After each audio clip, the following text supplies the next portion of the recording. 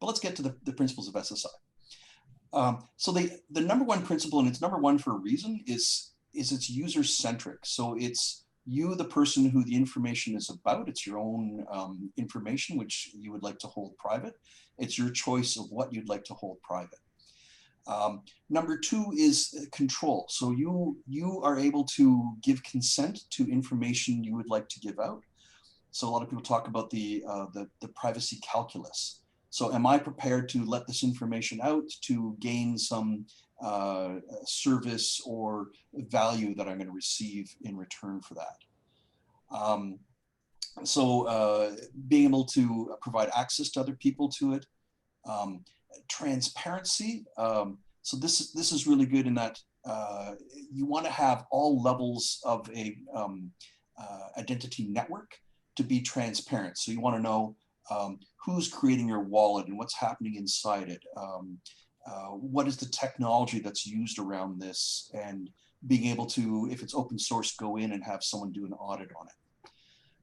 Longevity is important because if you do get, let's say, private information that you have, in the SSI example, it's a verifiable credential.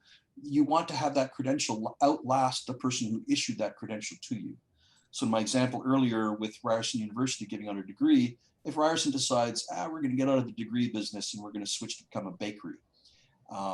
So you want that degree to be able to still be able to stand up. Portability, you don't want to be locked into individual networks or people's software. So if I have a digital wallet and it's not being supported for a new version of a phone software, I can switch to another one without having to wait for the vendor to do it. Or if vendors have some other opportunities, new capabilities, I can switch.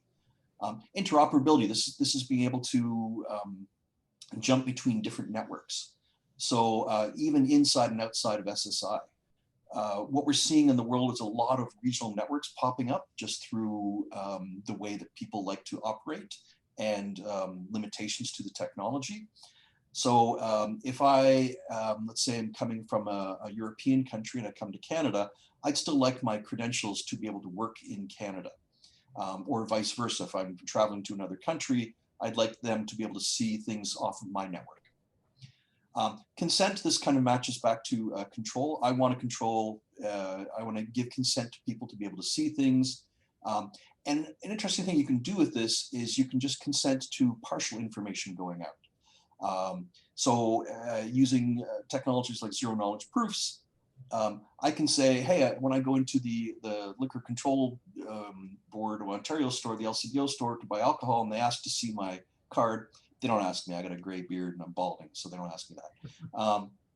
But I don't have to give them my address, my date of birth, my height, my eye color, when my license is expiring, the license number.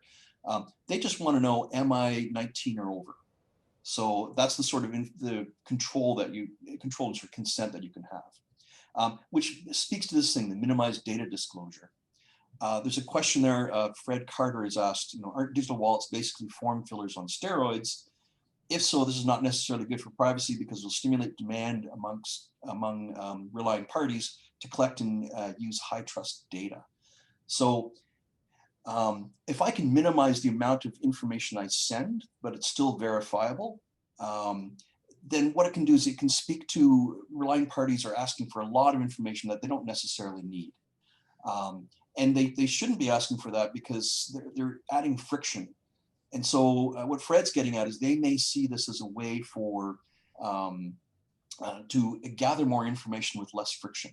And so what we want to do is to give mechanisms to just disclose a minimum amount of information. And then security around all of this. So if I'm in control of my own private key and I have some sort of way of syncing between my devices, then I have protection over information that I have as mine. Awesome. Thanks, Dave, for that.